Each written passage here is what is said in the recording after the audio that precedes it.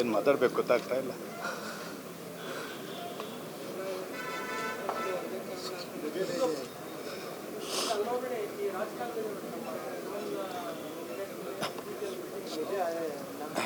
ನಾವೆಲ್ಲ ಸುಮಾರು 25-26 ವರ್ಷದಿಂದ ಸ್ನೇಹಿತರು.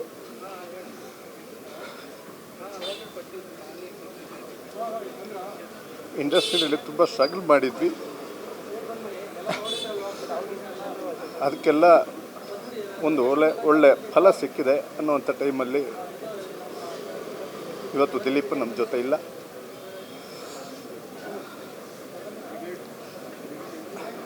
ಈಗ ನಾನು ಪ್ರೆಸೆಂಟ್ ಅವನ ಪ್ರಾಜೆಕ್ಟಲ್ಲಿ ವರ್ಕ್ ಮಾಡ್ತಾಯಿದ್ದೀನಿ. ಕಷ್ಟಪಟ್ಟು ಕಲಾವಿದನಾಗಿ, ನಿರ್ದೇಶಕನಾಗಿ, ನಿರ್ಮಾಪಕನಾಗಿ ಒಂದೊಂದೇ ಹಂತ ಮೇಲಕ್ಕೆ ಬಂದು ಒಂದು ಒಳ್ಳೆ ರೀತಿಯಲ್ಲಿ ಸೆಟ್ಲ್ ಆಗೋ ಟೈಮಲ್ಲಿ ಇಂಥ ಒಂದು ಆಘಾತ ಬಂದಿದೆ ಅಂದರೆ ನಿಜವಾಗಿಯೂ ತಡ್ಕೊಳಕ್ಕಾಗ್ತಾ ಇಲ್ಲ. ಒಬ್ಬ ನಿರ್ಮಾಪಕ ಆದ್ರೂ ಯಾವತ್ತೂ ನಿರ್ಮಾಪಕಂತರ ಅವ್ನು ಬಿಹೇವ್ ಮಾಡಿಲ್ಲ. ಅದೇ ಸ್ನೇಹ ಸೆಟ್ಟಿಗೆ ಬಂದರು ಅಷ್ಟೇ. ಯಾರು ನನ್ನ ನಿರ್ಮಾಪಕ ಅಂತ ಕರಿಬೇಡಿ, ನಾವೆಲ್ಲ ಸ್ನೇಹಿತರು. ಹಾಗೆ ಹೇಳೋನು ಹಾಗೆ ನಡೆಯೋನು.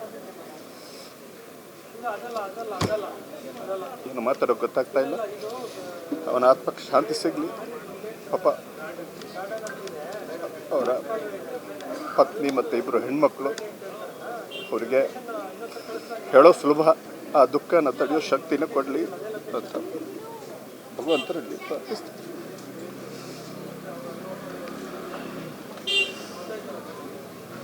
ಮೇಡಮ್, ಆ್ಯಸ್ ಎ ಅವರು ಪ್ರೊಡ್ಯೂಸರು, ನಾನು Karnataka television association vice president ಆಗಿರೋದ್ರಿಂದ ಬಹುತೇಕ ಹಲವು ಸಂದರ್ಭ ಮೀಟ್ ಮಾಡ್ತಾಯಿದ್ವಿ.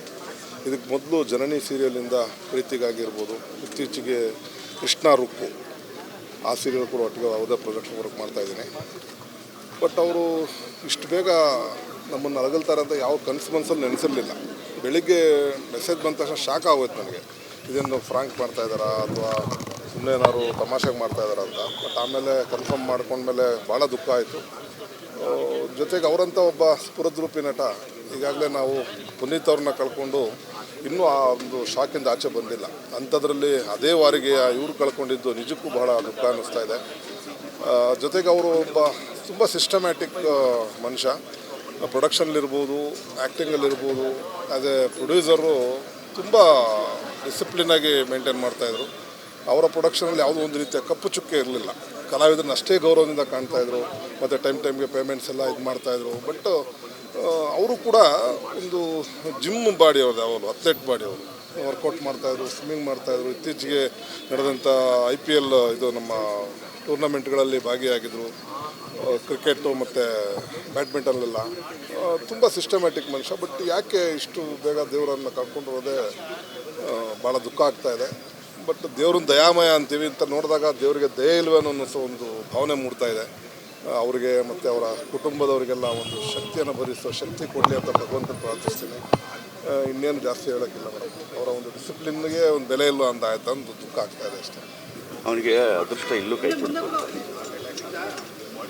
ಯಾಕೆಂತಂದರೆ ಪ್ರತಿಮಾ ನಟ, ಪ್ರಚಂಡ ನಟ. ನಾವೆಲ್ಲ ಒಟ್ಟಿಗೆ ಬಂದಿದ್ದು ಸೀರಿಯಲ್ಗೆ. ನಾನು, ಗಣೇಶ ಆ್ಯಂಡ್ ಆ ತಂಡ, ಆ ಟೈಮಲ್ಲಿ ಬಂದಂಥ ತಂಡ ಎಲ್ಲ ಒಟ್ಟಿಗೆ ಬಂದಂಥವ್ರು. ತುಂಬ ಚೆನ್ನಾಗಿ ಆ್ಯಕ್ಟ್ ಮಾಡುವ.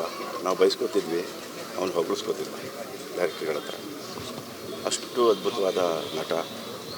ಯಾಕೆ ಅವನಿಗೆ ಅದೃಷ್ಟ ಇಲ್ಲೂ ಕೈ ಕೊಡ್ತು ಅಂತ ಹೇಳಿದೆ ಅಂತಂದರೆ, ಅವನಿಗೆ ಸೀರಿಯಲ್ ಮಾಡುವಾಗ ಸಿನಿಮಾ ಆಫರ್ ಬಂತು, ಅಲ್ಲೂ ಅವನಿಗೆ ಅದೃಷ್ಟ ಕೈ ಕೊಡ್ತು. ಮತ್ತೆ ವಾಪಸ್ ಸೀರಿಯಲ್ ಬಂದ, ಅಲ್ಲೂ ಅದೃಷ್ಟ ಕೈ ಕೊಡ್ತು ಅವನಿಗೆ. ಈಗ ತುಂಬ ಒಳ್ಳೆ ನಟಿಗೆ ಸರಿಯಾದ ಅವಕಾಶಗಳು ಸಿಗಲಿಲ್ಲ, ಸರಿಯಾಗಿ ಬಳಸ್ಕೊಳ್ಳಿಲ್ಲ ಅಂತ ನನಗೆ.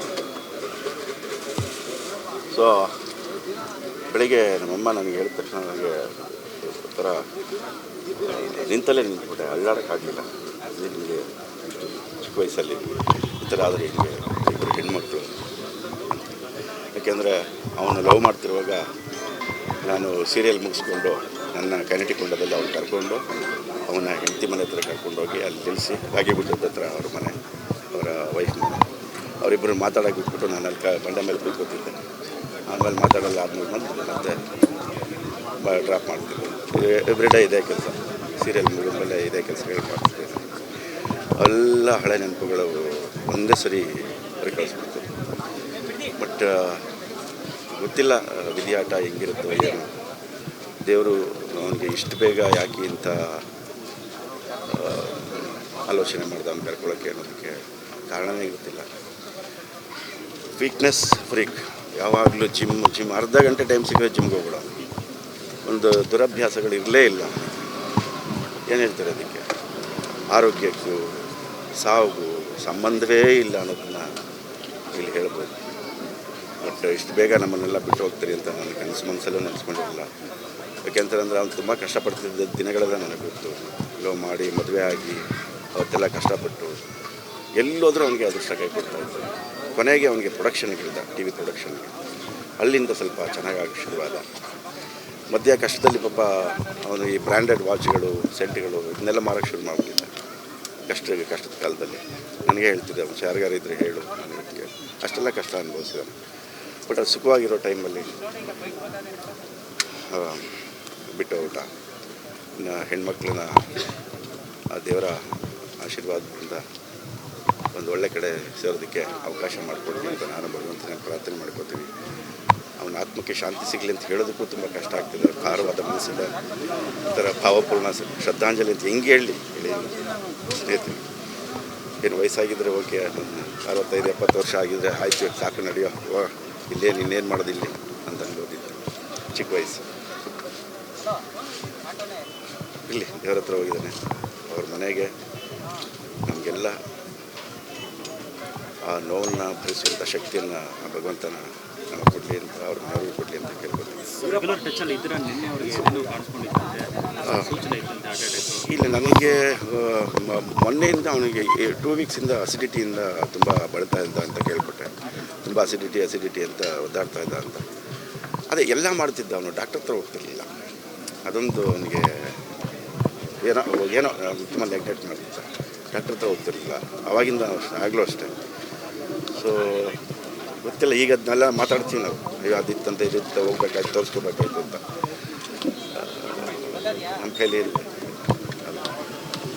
ಹೇಳಬೇಕು ಗೊತ್ತಾಗ್ತದ. ನನ್ನ ದಿಲೀಪನ ಸ್ನೇಹ 25-30 ವರ್ಷದ ಹಳೇದು.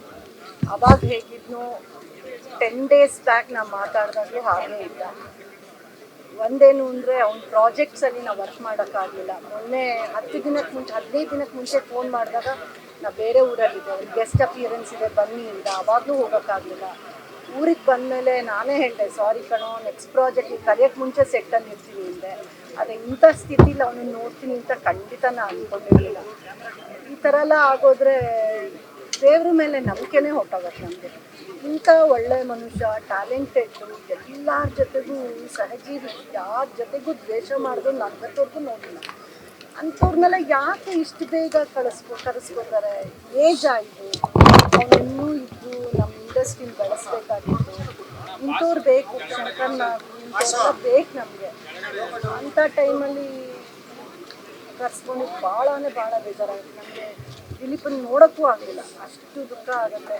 ವಿದ್ಯಾ ಅವ್ರಿಗೆ ಧೈರ್ಯ ಕೊಡಿ, ಆ ಮಕ್ಳಿಗೆ ಧೈರ್ಯ ತೊಗೊಳ್ಳಿ. ನಾವೇನೇ ವಿದ್ಯು ಅಂತ ಹೇಳಿದ್ರು ದಿಲೀಪನ್ ಜಾಗ ನಾವು ತುಂಬಕ್ಕಾಗಲ್ಲ. ಅಷ್ಟೇ ನಾನು ಕೇಳ್ಕೊಳ್ಳೋದು ಅವ್ರಿಗೆ, ದಿಲೀಪನ್ನ ಆತ್ಮಕ್ಕೆ ಶಾಂತಿ ಸಿಗಲಿ. ಏನೂ ಇಲ್ಲಮ್ಮ, ನನಗೆ ಅಷ್ಟು ಇದಿಲ್ಲ. ಅವ್ನ ಪ್ರಾಜೆಕ್ಟ್ ಬಗ್ಗೆನೇ ಮಾತಾಡ್ತಾ ಇದ್ದಿದ್ದು. 1 ವರ್ಷದಿಂದ ಕರಿಮಣಿ ಮಾಡ್ಬೇಕಾದ್ರೆ ರೇಗ್ಸ್ ಹಾಕ್ಬಿಟ್ಟ, ಬನ್ನಿ ನಮ್ಮ ಪ್ರಾಜೆಕ್ಟ್ ಬನ್ನಿ, ತುಂಬ ರೇಗ್ಸ್ ಅವತ್ತು. ಅರ್ಧ ಗಂಟೆ ಮಾತಾಡಿದ್ದೀನಿ. ಆಮೇಲೆ ಮೊನ್ನೆ 10 ಡೇಸ್ ಬ್ಯಾಕ್ ಮಾತಾಡಿದ್ದೀನಿ ಪ್ರಾಜೆಕ್ಟ್ಗೆ, ಗೆಸ್ಟ್ ಅಪಿಯರೆನ್ಸ್ ಎಸ್ ನಾರಾಯಣ್ ಜೊತೆ ಅಂತೆಲ್ಲ ಹೇಳ್ದ. ಬಟ್ ನನಗೆ ಅದೃಷ್ಟ ಇಲ್ಲ ಅವ್ನ ಪ್ರಾಜೆಕ್ಟಲ್ಲಿ ಮಾಡೋಕ್ಕಷ್ಟೇ. ಏನು ಮಾಡಿ ನನಗೆ ಸುದ್ದಿ ಕೇಳಿ ತುಂಬ ಶಾಕ್ ಆಗೋಯ್ತು. ತುಂಬ ಒಳ್ಳೆ ಹುಡುಗ. ನಾನಿಷ್ಟು ವರ್ಷ 40-50 ವರ್ಷ ಸರ್ವಿಸ್ ಮಾಡಿದ್ರು ನನಗಿಂತ ಒಳ್ಳೆ ಹುಡುಗ ಸಿಕ್ಕಿರ್ಲಿಲ್ಲ. ಎಲ್ಲ ಕ್ಷೇತ್ರದಲ್ಲೂ ಒಳ್ಳೆ ಹೆಸರು ತಗೊಂಡಿದ್ದ ಒಳ್ಳೆ ಹುಡುಗ. ಅಪ್ಪ, ಇಷ್ಟು ಬೇಗ ದೇವ್ರು ಯಾಕೆ ಅವನಿಗೆ ಕರ್ಕೊಂಡ ಅಂತ ನನಗೆ ತುಂಬ ದುಃಖ ಆಗ್ತಾ ಇದೆ. ಅವ್ರ ಮನೆಯವ್ರಿಗೆ ದೇವರು ಸಹಿಸ್ಕೊಳ್ಳೋಕೆ ಶಕ್ತಿ ಕೊಡಲಿ ಅಂತ ಬೇಡ್ಕೊಳ್ತೀನಿ. ನನ್ನ ಅಪ್ಪನಿಗೆ ಮುಕ್ತಿ ಶಾಂತಿ ಎಲ್ಲ ದೊರಕಲಿ. ಇಷ್ಟು ಬೇಗ ಹೋಗ್ಬಾರ್ದಾಗಿತ್ತು. ವಯಸ್ಸಾದವರಿಗೆ ನಮಗೆ ಸಾವು ಬರ್ತಾ ಇಲ್ಲ. ಇಂಥ ಚಿಕ್ಕ ಮಕ್ಕಳಿಗೆ ಯಾಕಪ್ಪ ಕರ್ಕೊಂಡು ಹೋದೆ ಪರಮಾತ್ಮ. ಅವನಿಗೆ 4 ಜನ್ಮಕ್ಕಾಗೋಷ್ಟು ಎನರ್ಜಿ ಇತ್ತು ದಿಲೀಪ್ಗೆ. ಪ್ರತಿ ನಿಮಿಷ ಹೊಸ ಹೊಸ ಪ್ರಾಜೆಕ್ಟ್ ಬಗ್ಗೆ ಇದು ಮಾಡೋನು. ಅದೆಲ್ಲವನ್ನು ತುಂಬ ನಗುಮುಖದಿಂದಲೇ ಎಷ್ಟೇ ಕಷ್ಟ ಆಗಲಿ, ಇವತ್ತಿನ ಕಾಲದಲ್ಲಿ ಈ ಪ್ರೊಡಕ್ಷನ್ಗಳು ಅನ್ನೋದು ಭಾಳ ಟೆನ್ಷನ್ ತರೋವಂಥ ಇದಾಗಿದೆ. ಅಂತಹದ್ರಲ್ಲಿ 2-3 ಪ್ರೊಡಕ್ಷನ್ಗಳು ಮಾಡ್ತಾ ಇಷ್ಟು ಬೇಗ ಹೊರಟೋಗ್ತಾನೆ ಅಂತ ಅನ್ನಿಸ್ತಲೇ ಇರಲಿಲ್ಲ. ನನ್ನ ಮಳೆಬಿಲ್ಲು ಅಂತ ಒಂದು ತುಂಬ ಹಿಂದಿನ ಧಾರಾವಾಹಿಯಲ್ಲಿ ಮುಖ್ಯ ಪಾತ್ರ ಮಾಡಿದ್ದ. ಎಲ್ಲರನ್ನು ತುಂಬ ಆತ್ಮೀಯವಾಗಿ ನೋಡ್ತಾ ಇದ್ದ. ನಗುವಿಗೆ ಕೊರತೆಯೇ ಇರಲಿಲ್ಲ. ಇನ್ಯಾವತ್ತೂ ನಗದೇ ಇರೋ ಥರ ಇವತ್ತು ಮಲಗಿದ್ದಾನೆ. ಅವನ ಆತ್ಮಕ್ಕೆ ಶಾಂತಿ ಸಿಗಲಿ, ಅವ್ರ ಮನೆಯವ್ರಿಗೆ ಆ ದುಃಖ ಸಹಿಸ್ಕೊಳ್ಳೋ ಶಕ್ತಿ ಬರಲಿ. ಮತ್ತು ಕಲಾವಿದರಿಗೆಲ್ಲ ಇದೊಂದು ಈ ರಂಗಕ್ಕೆ ಒಂದು ದೊಡ್ಡ ನಷ್ಟ ಅಂತ. ದಿಲೀಪ್ ಅಷ್ಟೇ, ಒಬ್ಬರು ಡೈರೆಕ್ಟ್ರು, ಒಬ್ಬರು ಪ್ರೊಡ್ಯೂಸರು, ಒಬ್ಬರು ಕಲಾವಿದರು, ಒಬ್ಬರು ಅನ್ನದಾತರು. ಮಲಗಿರೋದು ಎಷ್ಟುದ್ದ? 6 ಅಡಿ 3 ಅಡಿ. ಆದರೆ ಅದೇ ದಿಲೀಪ್ ಸರಿಂದ 3000 ಕುಟುಂಬಗಳು ಬದುಕಿದೆ. ಎಷ್ಟೋ ಕುಟುಂಬಗಳು ಇವತ್ತು ಕಣ್ಣೀರು ಹಾಕ್ತಾವೆ. ಅಲ್ಲೆಲ್ಲ ನಿಂತ್ಕೊಂಡ್ರೆ ನಮ್ಮ ಕಲಾವಿದರು ಒಬ್ಬೊಬ್ಬರು ಒಂದೊಂದು ರೀತಿಯಲ್ಲಿ ಕಣ್ಣೀರು ಹಾಕ್ತಾ ಇದ್ದಾರೆ ಕುಟುಂಬಗಳು. ನಿಜವಾಗ್ಲೂ ಕಲಾವಿದರಿಗೆ ಸಾವಿಲ್ಲ. ತುಂಬ ನೋವಾಗುತ್ತೆ. ಬಟ್ ಅವ್ರ ಮನೆಯವ್ರು ಹೇಗೆ ತಡ್ಕೊಳ್ತಾರೆ ಅನ್ನೋದು ಗೊತ್ತಿಲ್ಲ. ಆ ನೋವು ತಡ್ಕೊಳ್ಳೋ ಅವ್ರ ಮನೆಗೆ ಶಕ್ತಿ ಕೊಡಲಿ. ಎಷ್ಟು ಕುಟುಂಬಗಳು ಅಂದರೆ ಅವರಿಂದ ಎಷ್ಟೋ ಕುಟುಂಬಗಳು ಇವತ್ತು ಬದುಕ್ತಾ ಇದೆ. ಇವತ್ತು ಆ ಕುಟುಂಬಗಳು ಮುಂದೆ ಹೇಗೆ ಅನ್ನೋದೊಂದು ಪ್ರಶ್ನೆ ಎಲ್ರಿಗೂ. ಒಂದು 3 ತಿಂಗಳಿಗೆ ಮುಂಚೆ ಸಿಕ್ಕಿದ್ದು. ನನ್ನ ವಿಡಿಯೋಸ್ ನೋಡಿದ್ದಾರೆ, ನಮ್ಮ ಆಶ್ರಮದ ವಿಡಿಯೋಸ್ ನೋಡಿದ್ದಾರೆ. ಅನ್ನದಾತರಿಗೆ ನಮಸ್ಕಾರ ಅಂದೆ. ಇಲ್ಲಮ್ಮ, ನೀನು ಅನ್ನದಾತೆ ಸರ್. ಹೇಗೆ ಅಷ್ಟು ಜನ ತಾಯಂದಿರಿಗೆ ಊಟ ಆಗ್ತಿದೆಯಲ್ಲ, ನೀನು ಅನ್ನದಾತೆ. ಅವರ ಪದಗಳಿದೆಯಲ್ಲ, ಆ ಮಾತು, ಆ ಸ್ವಭಾವ, ಒಬ್ರಿಗೆ ಮರ್ಯಾದೆ ಕೊಡೋದು, ಒಬ್ರಿಗೆ ರೆಸ್ಪೆಕ್ಟ್ ಕೊಡೋದು, ನಿಜವಾಗ್ಲೂ ಕಲಿಬೇಕು ಕಣ್ರಿ. ನಾವೆಲ್ಲ ಎಷ್ಟೋ ಜನ ನಮ್ಮಂಥವ್ರು ಕಲಿಬೇಕು ಇವರಿಂದ. ನೋಡಿ, ತುಂಬ ನೋವಾಯ್ತು. ಫಸ್ಟ್ ನೆನಪಾಗಿದ್ದೆ ಮಿಲನ. ಎಷ್ಟೋ ಜನ ಕುಟುಂಬ ಇವತ್ತು ಜೀ ಕನ್ನಡ, ಎಷ್ಟೋ ಕಲಾವಿದರ ಕುಟುಂಬ ಇವತ್ತು ಮನೆಯಲ್ಲಿ ಒಬ್ಬರನ್ನ ಕಳ್ಕೊಂಡು ಅಷ್ಟು ನೋವು ತಿಂತಾ ಇದ್ದಾರೆ.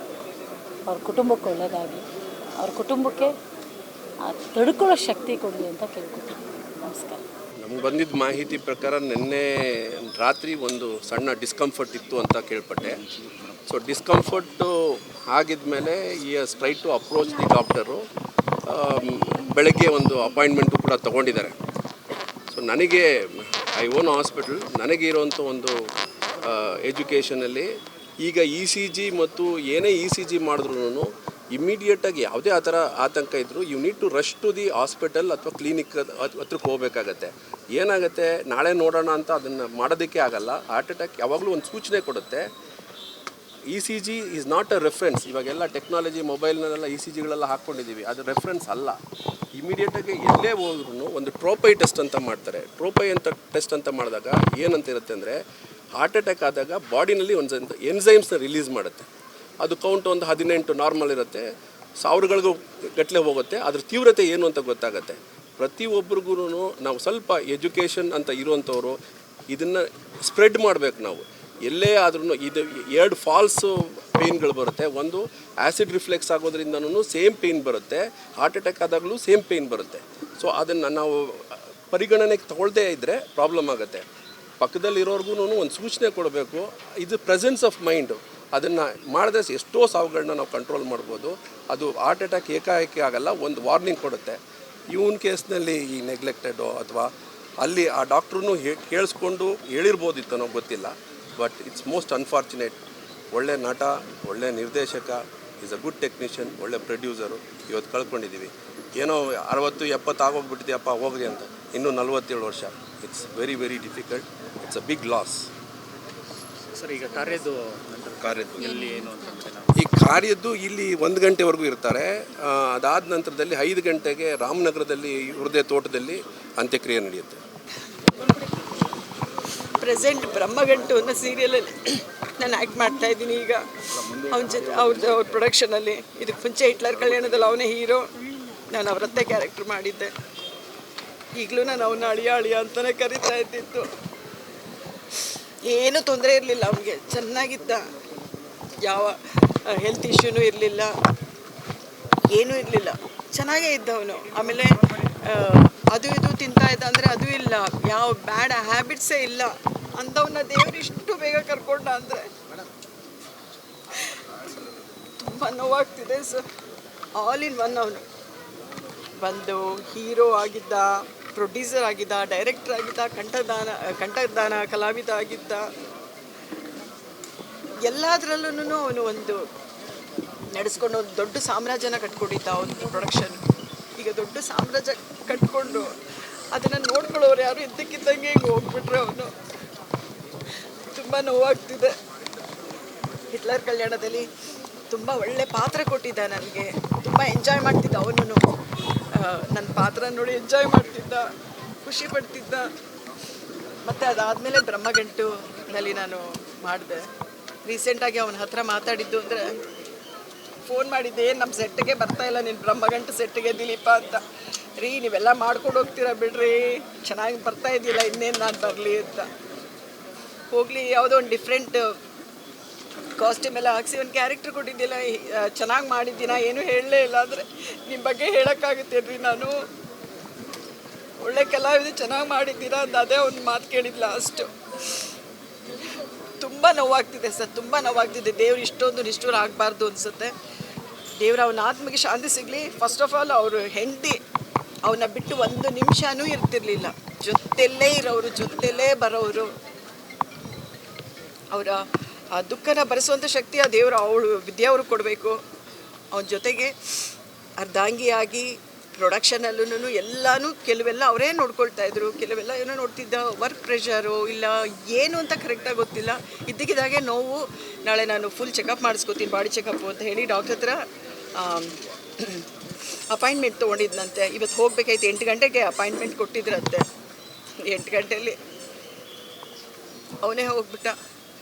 ತುಂಬ ನೋವಾಗ್ತಿದೆ ಸರ್, ನೀನು ಹೇಳೋಕ್ಕಾಗಲ್ಲ.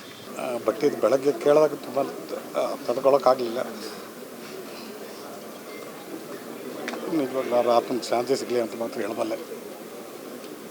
ಅವ್ರ ಜರ್ನಿಯಲ್ಲಿ ನಾನು ಮಾಡಿದಂಥ ಸಿನಿಮಾಗಳಲ್ಲೂ ಕೂಡ ಸಾಕಷ್ಟು ಪಾತ್ರಗಳು ಮಾಡಿದ್ರು ಅವರು. ಒಂದು 4-5 ಸಿನಿಮಾಗಳಲ್ಲೂ ನಾನು ಮಾಡಿದ್ದೆ. ನಾನು ಆ್ಯಸ್ ಎ ಮ್ಯಾನೇಜರ್ ವರ್ಕ್ ಮಾಡಿದಾಗ ಅವರು ಒಂದು ವಿದೇಶಿಯಾಗಿ ವರ್ಕ್ ಮಾಡಿದರು.